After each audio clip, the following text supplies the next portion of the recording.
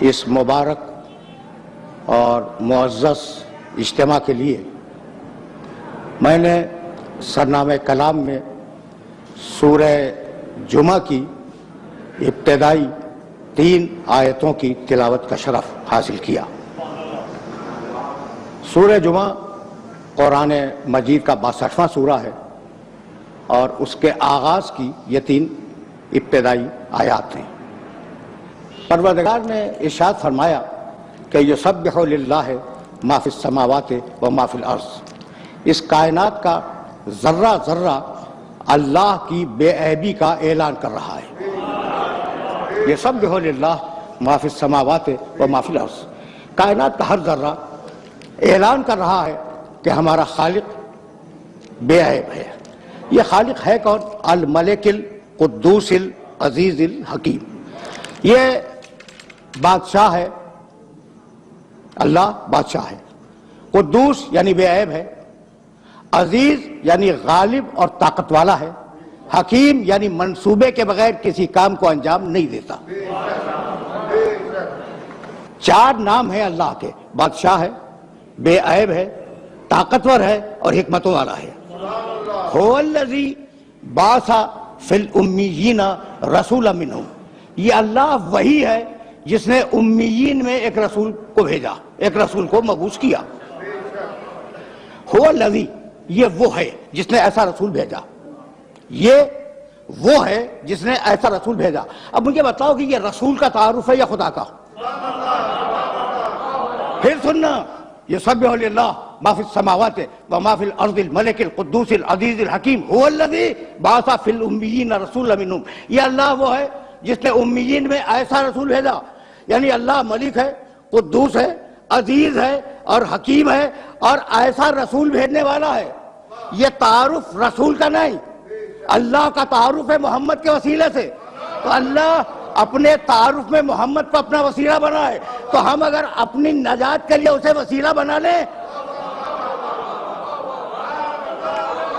تو هو الذی، یہ اللہ وہ ہے جس نے بعث فی الامیین رسولا منہم، امیین میں ایک رسول کو مبعوث کیا جو انہی میں سے تھا۔ کام کیا ہے؟ یتلو علیہم آیاتہ، وہ اللہ کی آیتوں کی تلاوت کرے گا۔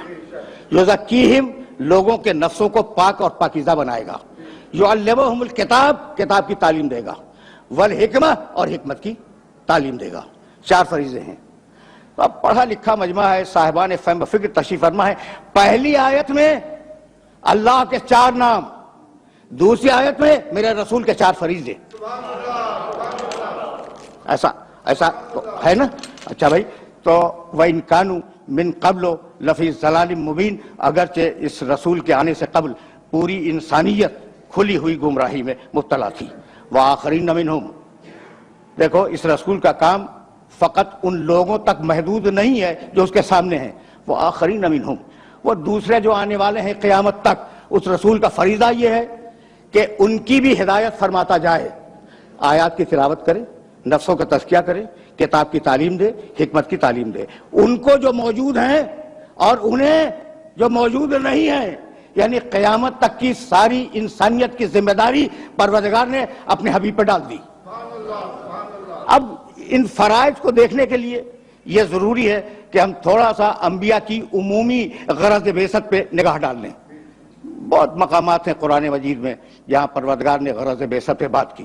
سورہ بقر، دوسرا سورہ قرآن کا، ارشاد فرمایا کان الناس امۃ واحدۃ فبعث اللہ النبیین مبشرین و منذرین، انسانیت ایک گروہ کی شکل میں تھی، پس اللہ نے ان میں مبعوث کیا انبیاء کو، مبشرین و منذرین، اور ان کا کام یہ تھا کہ لوگوں کو جنت کی خوشخبری سنائیں اور لوگوں کو جہنم سے ڈرائیں۔ بشارت، نذارت، یہ ایک عمومی مقاصد کا بیان ہے کہ ان سارے انبیاء کو کیوں بھیجا۔ اچھا بھائی، یہ تو ہے سورہ بقر۔ سورہ نحل، 16واں سورہ قرآن کا، آواز دی وَلَقَدْ بَعَثْنَا فِي كُلِّ أُمَّةٍ رَسُولًا أَنِ اعْبُدُوا اللَّهَ وَاجْتَنِبُوا الطَّاغُوتَ فَمِنْهُمْ مَنْ هَدَى اللَّهُ وَمِنْهُمْ مَنْ حَقَّتْ عَلَيْهِ الضَّلَالَةُ فَسِيرُوا فِي الْأَرْضِ فَانظُرُوا كَيْفَ كَانَ عَاقِبَةُ الْمُكَذِّبِينَ، ہم نے ہر قوم میں، ہر قبیلے میں، ہر گروہ میں، ہر زمانے میں اور ہر زمین پر اپنی طرف سے رسول بھیجے، اور فقط دو کام تھے ان رسولوں کے، ان اعبدوا اللہ، لوگوں سے کہیں کہ اللہ کی عبادت کرو، واجتنبوا الطاغوت، اور لوگوں سے کہیں اپنے نفس کی سرکشی سے بچو، بشارت، نذارت، عبادت، اجتناب طاغوت، یہ چار فرائض ہیں سارے انبیاء کے۔ اور اب سورہ حدید 57واں سورہ قرآن کا، لقد ارسلنا رسلنا بالبینات وانزلنا معهم الکتاب والمیزان لیقوم الناس بالقسط، ہم نے اپنے رسولوں کو اس دنیا میں بھیجا، بالبینات دلیلیں دے کر بھیجا، اور ہم نے ان کے ساتھ ایک کتاب اتاری اور ایک ترازو اتاری۔ لقد ارسلنا رسلنا بالبینات وانزلنا معهم الکتاب والمیزان، کیوں بھیجا؟ لیقوم الناس بالقسط، تاکہ لوگ عدل پہ زندگی گزاریں۔ یہ ہیں عمومی مقاصد کہ ہم نے انبیاء کو کیوں بھیجا۔ اور اب میرے نبی کا تذکرہ سورہ اعراف میں کیا، 7واں سورہ ہے اور 157ویں آیت ہے، الذین یتبعون الرسول النبی الامی الذی یجدونہ مکتوبا عندہم فی التوراۃ والانجیل یامرہم بالمعروف وینہاہم عن المنکر ویحل لہم الطیبات ویحرم علیہم الخبائث ویضع عنہم اصرہم والاغلال التی کانت علیہم۔ میں نے طویل آیت ہے اور پوری آیت نہیں پڑھی، درمیان سے پڑھی۔ پیروی کرو، الذین یتبعون الرسول النبی الامی، پیروی کرو، اور پیروی کرتے ہیں لوگ اس رسول کی، رسول جو پیغام لائے، اس نبی کی، نبی جو پیغام لے۔ ایک ہی شخص ہے، دو آدمی نہیں ہے کہ الگ ہو رسول اور الگ ہو نبی۔ جب لے رہا ہے نبی ہے، جب دے رہا ہے رسول ہے۔ ایک یعنی جہتیں بدلی ہوئی ہیں، شخصیت نہیں بدلتی۔ الذین یتبعون الرسول النبی الامی، امی کے لفظ کو روک رہا ہوں میں، بہت توجہ رکھنا، وہ لوگ جو پیروی کرتے ہیں اس رسول کی، اس نبی کی، اس امی کی، الذی یجدونہ مکتوبا عندہم فی التوراۃ والانجیل، اور یہ وہ نبی ہے کہ جس کا تذکرہ پانے والے قیامت تک توریت و انجیل میں پاتے رہیں گے۔ تعارف کرایا نبی کا، اور اب اس کے بعد آواز دی کہ ہم نے اس نبی کو کیوں بھیجا، غرض بعثت، یامرہم بالمعروف۔ اچھا دیکھو لفظ امی کو ذہن میں رکھنا۔ اب میں جو بھی ترجمہ کروں، عموماً ترجمہ کرنے والے یہ ترجمہ کرتے ہیں کہ جسے لکھنا نہ آئے، پڑھنا نہ آئے، امی جسے نہ لکھنا آئے نہ پڑھنا آئے، یہ ترجمہ عموماً کیا جاتا ہے۔ اچھا مجھے تو نہیں معلوم کہ یہ ترجمہ کیسا ہے، اور اس پہ میں کوئی کمنٹ نہیں کرنا چاہتا، لیکن ایک بات میں کہنا چاہتا ہوں کہ پہلی وحی جب آئی ہے، بسم اللہ الرحمن الرحیم، اقرأ بسم ربک الذی خلق، اقرأ بسم ربک الذی خلق، خلق الانسان من علق، اقرأ وربک الاکرم الذی علم بالقلم علم الانسان ما لم یعلم۔ سرسری گزروں گا، حبیب پڑھو 2 مرتبہ، اور ہم نے انسان کو قلم سے لکھنا سکھایا، یعنی لکھنے کا بھی تذکرہ ہے، پڑھنے کا بھی تذکرہ ہے۔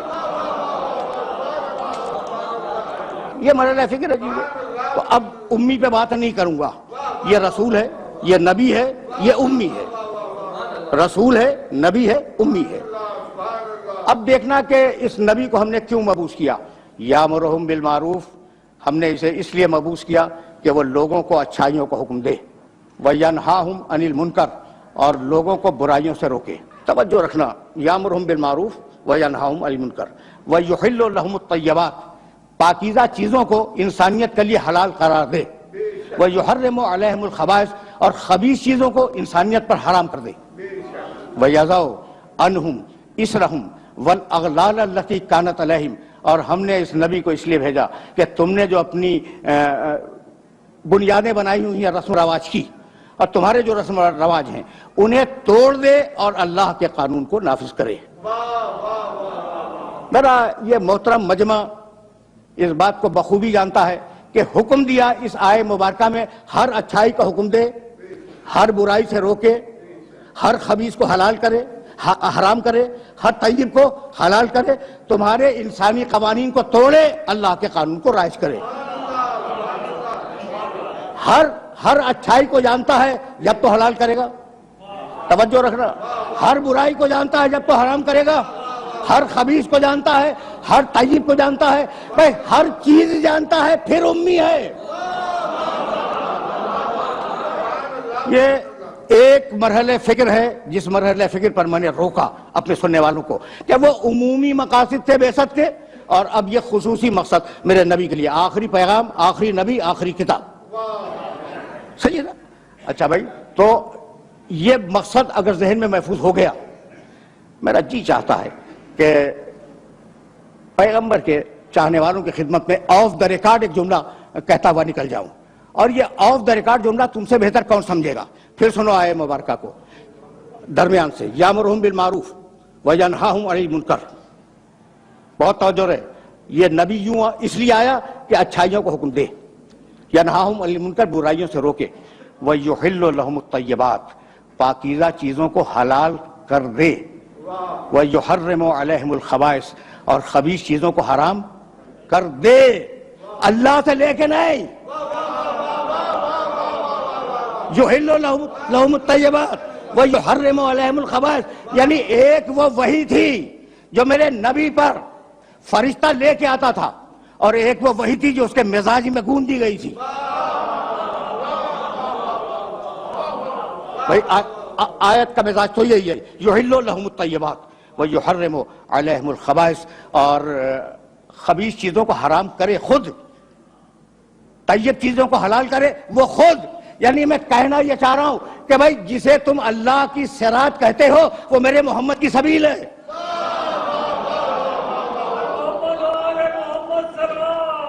جسے تم صراط مستقیم کہتے ہو اور جسے سبیل الہی کہتے ہو، وہ واقعاً بنا ہوا کوئی راستہ نہیں ہے، میرا محمد قدم رکھتا جائے، راستہ بنتا جائے۔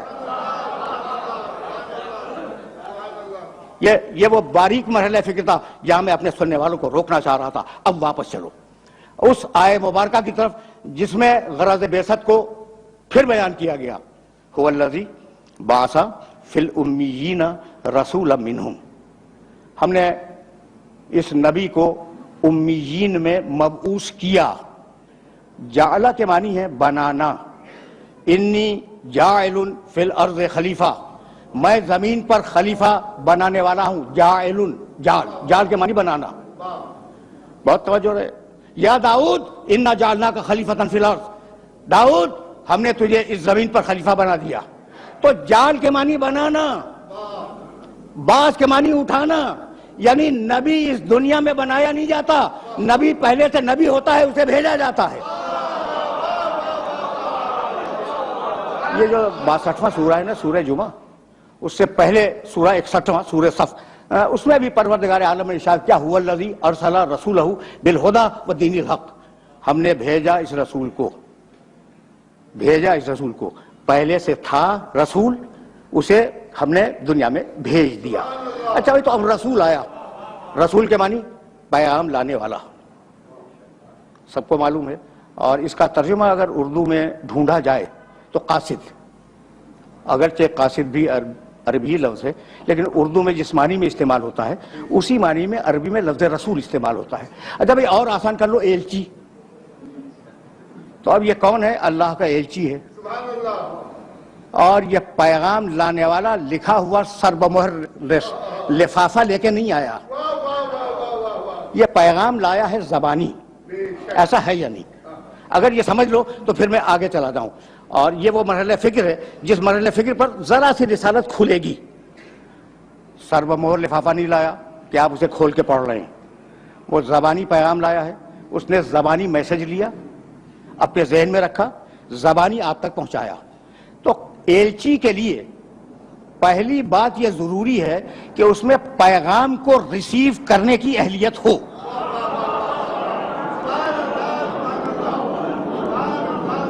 بھائی آپ پیغام تو زبانی دے رہے ہیں نا، پیغام دے رہے ہیں زبانی، جب زبانی پیغام دے رہے ہیں تو اس میں اہلیت ہو کہ وہ پیغام کو سمجھ کر اپنے پاس محفوظ رکھ سکے۔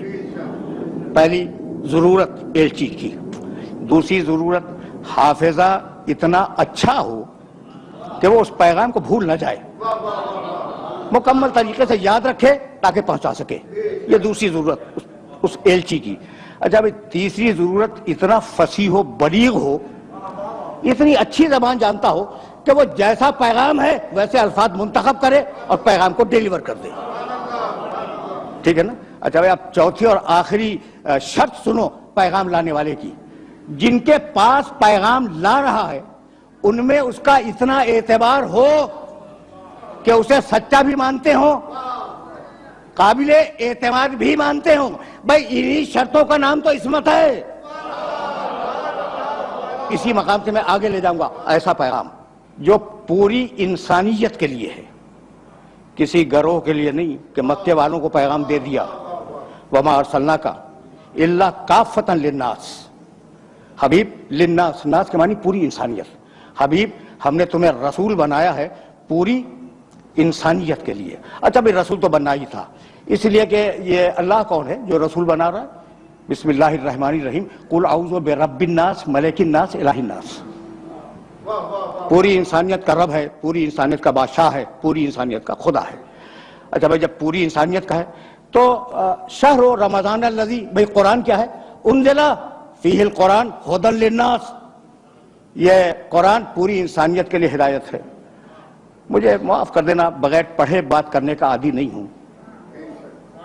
میری نگاہوں میں جو کتابیں الہامی کہی جاتی ہیں، جن کے متعلق کلیم ہے کہ یہ الہامی کتابیں ہیں، ان کتابوں میں دیکھ لینا، اور اگر نہ دے سکو تو میں دکھلاؤں گا کہ ہر کتاب نے اپنی امت کو اور اپنی قوم کو خطاب کیا ہے. اے بنی اسرائیل، اے بنی اسرائیل کی گمشدہ بھیڑو، اپنی قومیں مخاطب ہوئی. یہ اکیلی کتاب ہے قرآن جو پوری انسانیت کو مخاطب کرتی ہے. اچھا بھائی تو پوری انسانیت کا رسول ہے، کسی ایک قوم کا نہیں. جب پوری انسانیت کا رسول ہے اور پیغام یعنی قرآن پوری انسانیت کا پیغام ہے، تو اس انسانیت میں جاہل بھی ہیں، عالم بھی ہیں، کم عقل والے بھی ہیں، زیادہ عقل والے بھی ہیں، ہر قسم کے افراد موجود ہیں. تو پیغام میں اتنی وسعت ہونی چاہیے کہ بقدر ظرف ہر انسان سمجھ سکے. اور پیغام اتنا وزنی ہے، توجہ رکھنا، پیغام اتنا وزنی ہے کہ اگر پہاڑ پہ اتار دیا جائے تو پہاڑ کے پرچے اڑ جائیں. لو انزلنا ھذا القرآن علی جبل لرأیتہ خاشعا متصدعا من خشیۃ اللہ. سورہ حشر 59واں سورہ قرآن کا. اس قرآن میں اتنی طاقت ہے اور اس قرآن میں اتنا ویٹ ہے، اتنا وزن ہے کہ اگر پہاڑ پہ اتار دیں تو پہاڑ کے پرخچے اڑ جائیں. بھئی یہ مرحلہ فکر ہی عجیب ہے کہ قرآن اگر پہاڑ پہ آ جائے پہاڑ کے ٹکڑے اڑ جائیں. اور میرے محمد کے دل نے اس پورے قرآن کو اپنے دل پہ روک لیا کہ جس کا دل اتنا مضبوط ہو دماغ کتنا مضبوط ہوگا.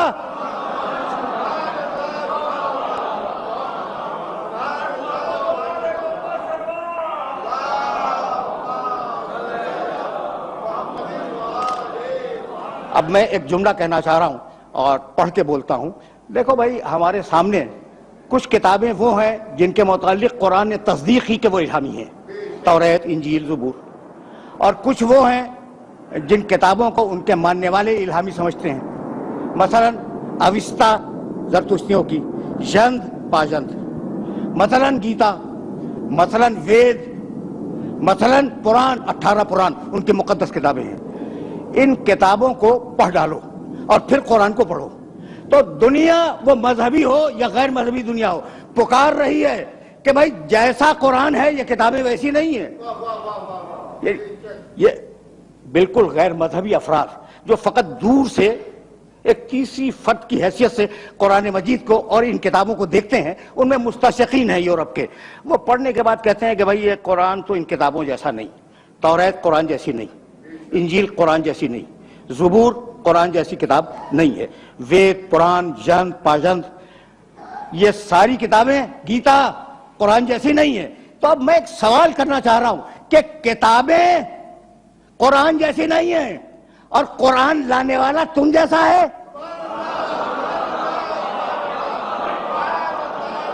یہ فکر عمومی کا ایک سوال ہے. تو بھائی اب اس کے کردار کو پروردگار عالم نے دلیل بنا کر پیش کیا. یعنی عجیب، پیغمبر اکرم کے کردار مبارک کی جو حفاظت کی ہے قرآن نے، اس حفاظت کا جواب نہیں ہے. سورہ نساء قرآن مجید کا 4 سورہ 64 آیت، فلا وربک لا یؤمنون حتی یحکموک فیما شجر بینہم ثم لا یجدوا فی انفسہم حرجا مما قضیت ویسلموا تسلیما. فلا وربک، تیور دیکھو قرآن مجید کی اس آیت کے، عجیب تیور ہے. فلا اللہ مخاطب ہے اپنے حبیب سے، فلا وربک لا یؤمنون، حبیب تیرے اللہ کی قسم، تیرے اللہ کی قسم، لا یؤمنون، یہ زبانی کلمہ پڑھنے والے مومن نہیں ہیں۔ فلا وربک لا یؤمنون، یہ اس وقت تک مومن نہیں ہوں گے حتی یحکموک فیما شجر بینہم، جب تک کہ اپنے آپس کے اختلافات میں تجھ سے فیصلہ نہ کروائیں۔ کیا مقام ختم نبوت ہے کہ صرف کلمہ پڑھ دینا کافی نہیں ہے۔ مسلمان اس وقت بنو گے، مومن اس وقت کہلاؤ گے جب اپنے آپس کے جھگڑوں میں رسول سے فیصلہ کرواؤ۔ اچھا بھئی تم نے فیصلہ کروا لیا، فیصلہ کروا لینا کافی نہیں ہے۔ ثم لا یجدوا فی انفسہم حرجا مما قضیت، خبردار فیصلہ کروانے کے بعد رسول کے حکم پر کسی قسم کا شبہ طاری نہ کرنا، کسی قسم کا شبہ تمہارے دل میں نہ آنے پائے کہ یہ رسول نے کیا کہہ دیا۔ وَيُسَلِّمُ تَسْلِيمًا، اور میرے محمد کے سامنے اپنے سر تسلیم کو خم کر دو۔ سمجھ نہیں آیا؟ اللہ کے آگے جھکنے کا نام ہے اسلام، محمد کے آگے جھکنے کا نام ہے تسلیم۔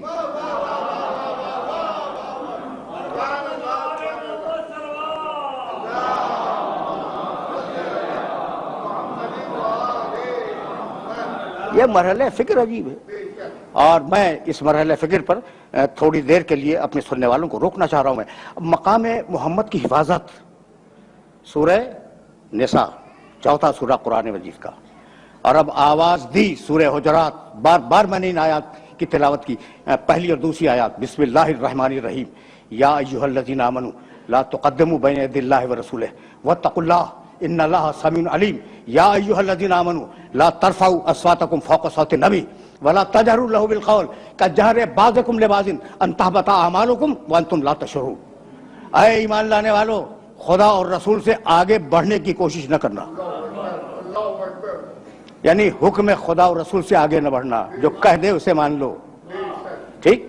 دوسری آیت، یا ایھا الذین آمنوا لا ترفعوا اصواتکم فوق صوت النبی، اے ایمان لانے والو اپنی آواز کو میرے نبی کی آواز پر بلند نہ کرنا۔ پروٹوکول ہے میرے نبی کا، یہ میرے نبی کا پروٹوکول ہے کہ اس کی آواز پر اپنی آواز کو بلند نہ کرنا۔ اس کے بعد کا ٹکڑا پڑھوں، وَلَا تَجْهَرُوا لَهُ بِالْقَوْلِ كَجَهْرِ بَعْضِكُمْ لِبَعْضٍ، خبردار میرے نبی کو اس طریقے سے نہ پکارنا جیسے تم اپنے دوستوں کو پکارتے ہو۔ سن لیا تم نے؟ سن لیا؟ لا تجہروا لہ بالقول کجہر بعضکم لبعض، خبردار میرے نبی کو ویسے نہ پکارنا جیسے تم اپنے دوستوں کو پکارتے ہو، یعنی اگر وہ تم جیسا ہوتا تو ہم اجازت دے دیتے۔ ان تحبط اعمالکم وانتم لا تشعرون، تمہاری پڑھی ہوئی نمازیں تمہارے منہ پہ پھینک دوں گا، تمہارے رکھے ہوئے روزے تمہارے منہ پہ پھینک دوں گا، تمہاری دی ہوئی زکوٰۃ اور تمہارے کیے ہوئے حج تمہارے منہ پہ مار دوں گا اگر میرے نبی سے آگے بڑھنے کی کوشش کی اور اگر میرے نبی کی آواز پر اپنی آواز کو تم نے بلند کیا۔ اب پروٹوکول، میرے نبی کا پروٹوکول سمجھ میں آ رہا ہے نا؟ بھائی یہیں سے تو ذرا سا میں اپنے سننے والوں کو آگے لے جانا چاہ رہا ہوں۔ مشہور و معروف آیت سورہ احزاب کی، ان اللہ و ملائکتہ یصلون علی النبی، بہت مشہور آیت ہے، آیت درود، ان اللہ، 33واں سورہ، سورہ احزاب، و ملائکتہ یصلون علی النبی، اللہ اور اس کے فرشتے نبی پر درود بھیجتے ہیں۔ یا ایھا الذین آمنوا، اے ایمان لانے والو، صلو علیہ وسلموا تسلیما۔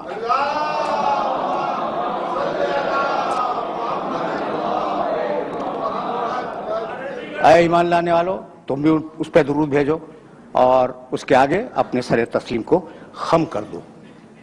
قرآن کا کوئی لفظ بے مصرف نہیں ہے۔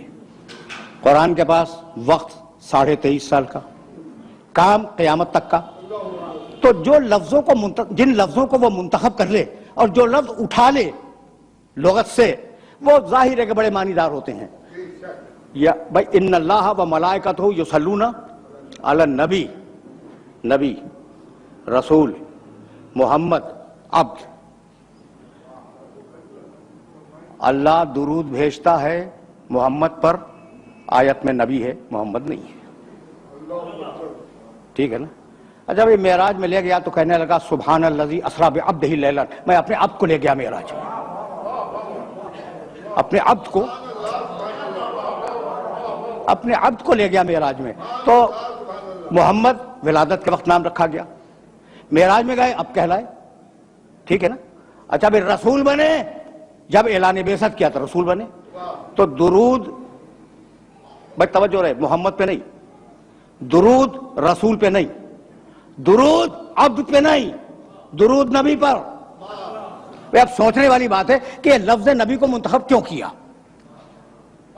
درود بھیجتا ہے محمد پر، نہیں، درود پھر اس دن سے ہوتی جس دن محمد دنیا میں پیدا ہوئے۔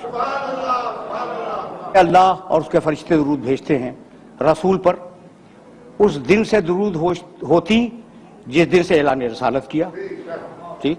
اچھا بھی اگر کہہ دیتا کہ اللہ اور اس کے فرشتے عبد پر، عبد کے معنی بندہ، اب پر درود بھیجتے ہیں تو معراج کی رات سے درود شروع ہوتی، ٹھیک ہے یا نہیں؟ پھر ایک مرتبہ زحمت اور دینا چاہ رہا ہوں، محمد ولادت کے دن سے، رسول بعثت کے دن سے، عبد معراج کی رات سے رکھا۔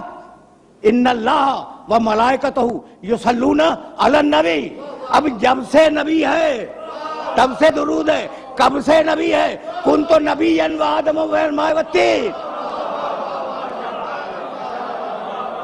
کیا پروٹوکول ہے اس نبی کا؟ اب میرے پاس اردو میں کوئی لفظ نہیں تھا، اس لیے میں نے یہ انگریزی کا لفظ استعمال کیا۔ کیا پروٹوکول ہے؟ یعنی موسیٰ علیہ السلام نہیں آیا کہ جب ان کا نام لو درود بھیجو، نہیں ہے۔ عیسیٰ علیہ السلام کے لیے درود کا تذکرہ انجیل میں، چاروں انجیلوں میں، اس کے علاوہ بھی 4 انجیلوں کے علاوہ بھی انجیلیں پائی جاتی ہیں، کہیں نہیں ہے۔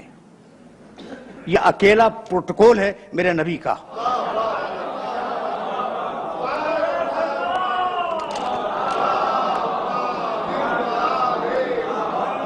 وَاذْكُرْ 19واں سورہ فی الکتاب مریم اذ انتبذت من اہلہا مکانا شرقیہ۔ حبیب اپنی کتاب میں مریم کا تذکرہ کرو۔ اب میں آیات نہیں پڑھوں گا۔ مریم اپنے رشتہ داروں سے ہٹ کر مشرقی علاقے میں چلی گئی، اور جب وہ مشرقی علاقے میں گئی تو اس نے پردہ کھینچ لیا اپنے اور رشتہ داروں کے درمیان۔ جب پردہ کھنچ گیا، ارسلنا الیہا روحنا، ٹکڑے پڑھ رہا ہوں آیات کے، فتمثل لہا بشرا سویا، ہم نے اپنے فرشتے کو بھیجا اور وہ فرشتہ انسانی پیکر میں مریم کے سامنے آیا۔ مریم گھبرا گئی، گھبرا کے کہنے لگی کہ میں اللہ کی پناہ چاہتی ہوں۔ یہ تو کہاں سے آ گیا؟ کہا مریم مت گھبراؤ، انما انا رسول ربک لأہب لک غلاما زکیہ۔ مریم مت گھبراؤ، میں کوئی انسان نہیں ہوں، بشری پیکر میں آیا ہوں، میں تو تمہارے رب کا رسول ہوں، اور تمہیں خوشخبری سنانے آیا ہوں کہ تمہیں ایک پاکیزہ بچہ عطا ہوگا۔ بچہ پیدا ہوا، توجہ رہے، اس لیے کہ میں بہت دور جاؤں گا اور میرے پاس تھوڑا سا وقت ہے، اسے بہت کارآمد کرنا چاہ رہا ہوں میں۔ بچہ پیدا ہوا، قرآن میرے پاس وقت ہوتا تو میں ساری آیتیں آپ کی خدمت میں پیش کرتا۔ بھائی بچہ پیدا ہو گیا، جب بچہ پیدا ہو گیا تو مریم کمزور تھیں، ابھی بچے کی پیدائش ہوئی ہے۔ حزی الیک بجیز النخلۃ تساقط علیک رطبا جنیہ، مریم تم کمزور ہو نا، یہ جو کھجور کا درخت ہے جس کے نیچے تم بیٹھی ہوئی ہو، ہلاؤ، جب ہلاؤ گی تو تمہارے اوپر تازہ کھجوریں گریں گی۔ رطبا جنیہ، تازہ کھجوریں، بھائی توجہ رکھنا، تازہ کھجوریں گریں گی۔ کس دن گریں گی؟ 25 دسمبر کو تازہ کھجوریں، جو خرموں کے پکنے کے دن ہی نہیں ہیں، تازہ کھجوریں گریں گی، انہیں کھاؤ اور اپنی طاقت کو بحال کرو۔ پھر آگے مریم بچے کو گود میں لے کے چلی۔ جب وہ شہر ناصرہ کے چوک پہ بچے کو گود میں لیے ہوئے آئیں تو پاکیزہ مریم، کنواری مریم، طاہرہ مریم، مطہرہ مریم، وہ بوڑھے یہودی جو وہاں بیٹھے ہوئے تھے انہوں نے کنواری مریم کی گود میں بچہ دیکھا تو کہنے لگے یا اخت ہارون ما کان ابوک امرأ سوء وما کانت امک بغیہ، اے ہارون کی بہن، تیری ماں بھی اچھی تھی، تیرا باپ بھی اچھا تھا، تو بچہ کہاں سے لے آئی؟ تو یہ بچہ کہاں سے لے آئی؟ اب یہ جملہ ہے نہیں، یہ میں سمجھانے کے لیے کہہ رہا ہوں، تیری ماں بھی اچھی تھی، تیرا باپ بھی اچھا تھا، یہ بچہ۔ فاشارت الیہ، مریم نے اشارہ کیا گود کے بچے کی طرف۔ میرے عزیزو، میرے دوستو، میں آپ کے سامنے یہاں موجود ہوں، ٹھیک؟ آپ نے مجھ سے کوئی سوال کیا اور میں نے، میری گود میں بچہ ہے، فرض کر لیں تھوڑی دیر کے لیے میری گود میں 2 دن کا 2 ہفتے کا کوئی چھوٹا سا بچہ ہے، آپ نے مجھ سے سوال کیا، کوئی علمی سوال، میں نے کہا اس بچے سے پوچھ لیں۔ تو اب 2 صورتیں، اپنی مثال دے رہا ہوں، 2 صورتیں، میں نے کہا بچے سے پوچھ لیں، ٹھیک ہے نا؟ تو یا تو میں پاگل ہوں اور یا پھر مجھے یقین ہے کہ بچہ بولے گا۔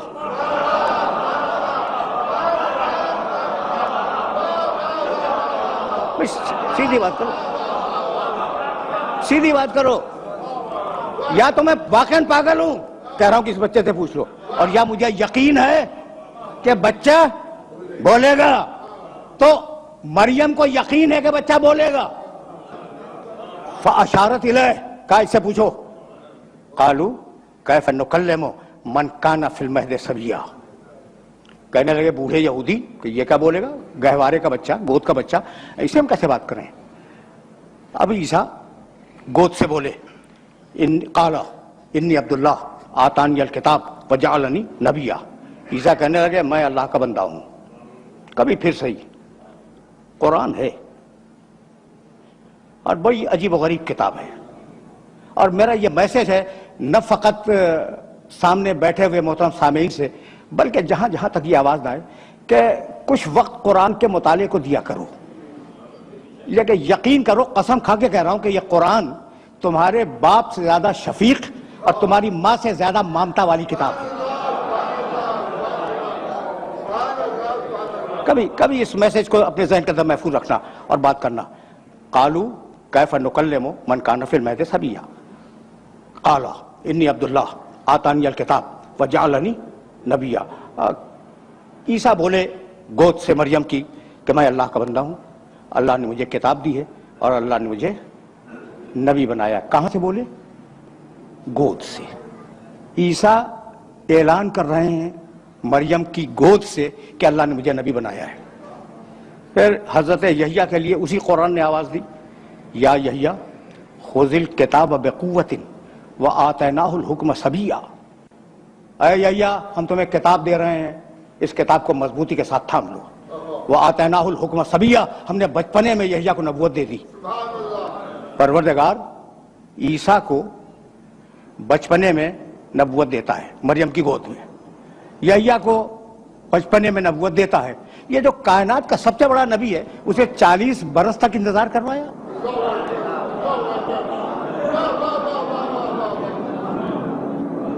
سوال ہے یا نہیں ہے؟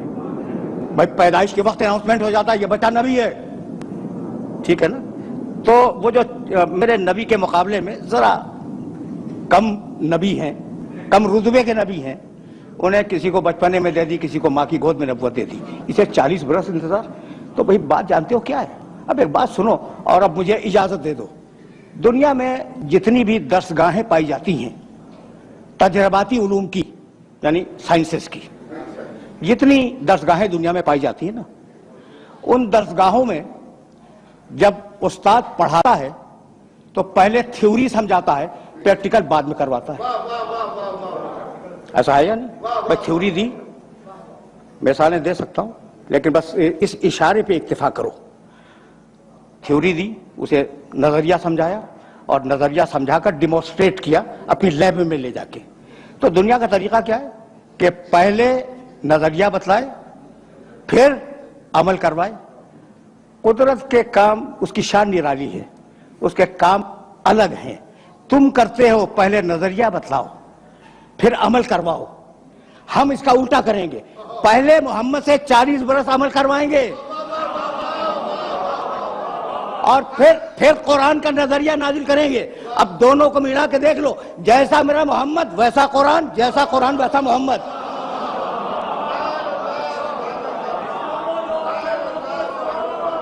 یعنی میں کہنا یہ چاہ رہا ہوں کہ یہ 2 الگ الگ چیزیں نہیں ہیں، لفظ ہیں سمجھانے کے لیے 2 الگ الگ، قرآن اور محمد، یہ دو الگ الگ لفظ ہیں، مفہوم ایک ہی ہے. بھائی پہلے میں نے اس شخص کو بھیجا اور 40 برس اس کا کردار دیکھو، اور پھر اب قرآن بھیجوں گا اور دونوں کو ملا کے دیکھ لینا. تو مطلب تو یہی ہوا کہ یہ دونوں علم الہی کا پرتو ہیں. جب علم الہی لفظوں میں ڈھلا قرآن کہلایا، اور جب نور کے پیکر میں ڈھلا محمد کہلایا. تو اگر قرآن بے عیب ہے تو میرا نبی بے عیب ہے. دیکھو بھائی، میں نے تو کہہ دیا میرا نبی ہے تو میں دعویٰ کروں گا کہ بے عیب ہے. ٹھیک ہے نا؟ کوئی ثبوت ہے؟ اگر ثبوت فلسفے منطق سے دینا شروع کروں تو بوجھل ہو جائے گا. بس ایک جملہ سنو. یہ جو عرب تھے نا، ان عربوں کے سامنے قرآن نے بتوں کی برائیاں اور ان کے نقائص بیان کیے. کیا ہیں یہ تمہارے بت؟ لولے، لنگڑے، اندھے، بہرے، کسی کے کام کے نہیں آ سکتے. تم اسے مدد کیا مانگ رہے ہو؟ یہ تو اپنے چہرے کی گرد بھی صاف نہیں کر سکتے. اچھا، اسی کی تشریح میرے نبی نے کی. بہت توجہ رہے اور کہنے لگے میرا خدا بے عیب. میرا نبی میرا خدا بے عیب. تمہارے بت کیا ہے ان کے پاس؟ یہاں سے اٹھاؤ وہاں رکھ دو، وہاں سے اٹھاؤ وہاں رکھ دو. میرا خدا ان اللہ علی کل شیء قدیر، ہر شے پہ قادر ہے. یہ جاہل بھائی تو نہ دیکھ سکے، نہ سن سکے، نہ بول سکے تمہارے بت. میرا خدا عالم بھی ہے، کلام بھی پیدا کرتا ہے، قادر بھی ہے، ہر شے جس شے میں چاہے کلام پیدا کر دے. تو بتوں کی برائیاں کی قرآن نے، برائیوں سے مراد ان میں جو نقائص تھے وہ بیان کیے. ٹھیک، اور خدا کی تعریف کی. وہ عرب جو اس زمانے کا تھا وہ اپنی آن پہ مر جانے والا عرب تھا. ایک اونٹنی کا تھن کسی کے تیر نے چھید دیا، 40 برس لڑائی ہوتی رہی آن کے اوپر.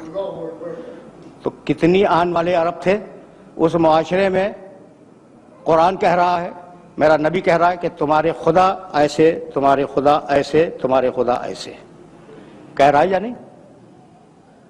قرآن اٹھا کے دیکھنا، میرے نبی کے بیانات جو بتوں کے سلسلے میں وہ اٹھا کے دیکھ لینا. اور میرا خدا بے عیب. بہت توجہ رہے، اس لیے کہ یہ وہ مرحلہ فکر ہے کہ اگر یہ بات واضح ہو گئی تو میری محنت آج کی سوارت ہے. اچھا بھائی، تو ناک پہ مر جانے والا عرب، گھمنڈی عرب کہتا نا کہ مسلمانوں کے رسول 100 عیب تم نے ہمارے خداؤں میں نکالے، لاؤ اپنے خدا کو. یہ میسج پہنچا؟ نہیں بھائی نہیں. بس یہی تو روکنا چاہ رہا ہوں میں، اور یہیں یہ گفتگو اپنے آخری مرحلوں سے ہمکنار ہو جائے گی. بھائی وہ عرب کہتے تو کہ تم نے ہمارے بتوں میں 100 عیب نکال دیے، لاؤ کم سے کم 10 تو ہم بھی نکال دیں گے. ورنہ ہمارا ارادہ تو یہ ہے کہ تم نے 100 عیب ہمارے بتوں میں نکالے ہیں، 400 عیب تمہارے خدا میں نکالیں گے. کسی نے چیلنج کیا؟ پڑھ کے بولتا ہوں خدا کی قسم کسی عرب کا چیلنج موجود نہیں ہے کہ اپنے خدا کو لاؤ تو ہم اس میں عیب نکالیں گے. بھائی بتلانا یہ تھا کہ اتنا بے عیب رسول بھیجا ہے کہ پہلے اس میں عیب تلاش کرو، مجھ تک بعد میں آؤ گے.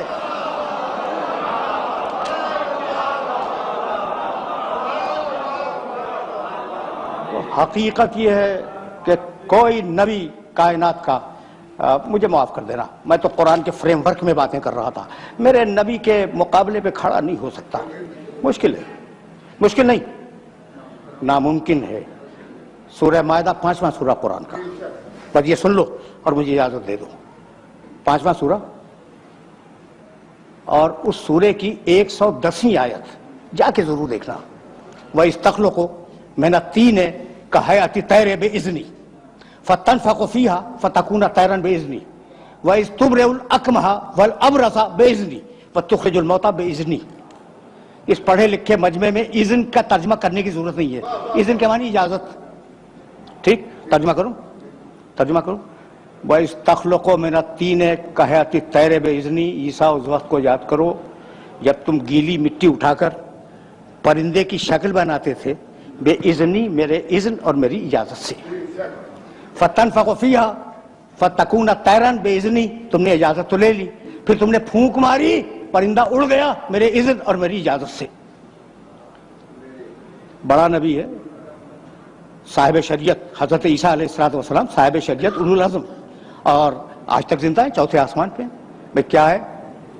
اذن دے مالک، مٹی اٹھائی، اذن دے پرندہ بناؤ، اذن مل گیا، پرندہ بنا لیا، اذن دے پھونکو، اذن مل گیا اور اذن الہی سے پرندہ اڑ گیا.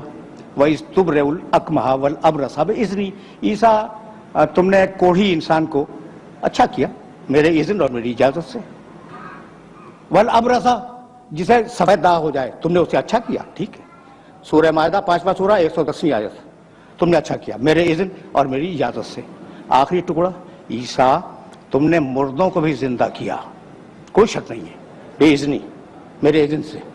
اتنا بڑا نبی اپنی مرضی سے کام نہیں کر سکتا, قدم قدم پہ اذن مانگنے کا محتاج ہے.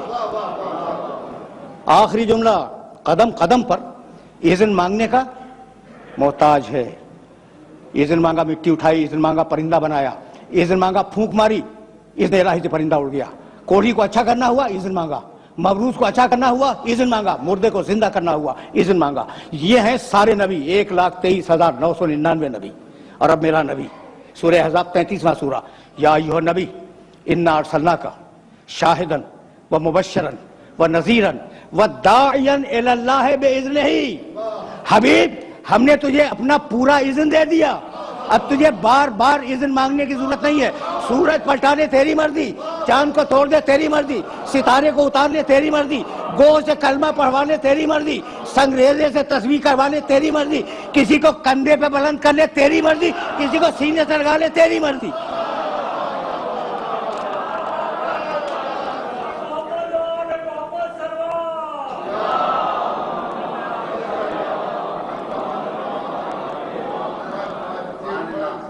وآخر دعوانا ان الحمد للہ رب العالمین. پروردگارہ اس عبادت کو قبول فرما, پروردگارہ ہمیں کامل ایمان فرما, پروردگارہ ملک کو مستحکم فرما اور ملت اسلامیہ کو متحد فرما. فسيعلم الذين ظلموا أي منقلب. برحمتك يا أرحم الراحمين وصلى الله على محمد وآله الطاهرين.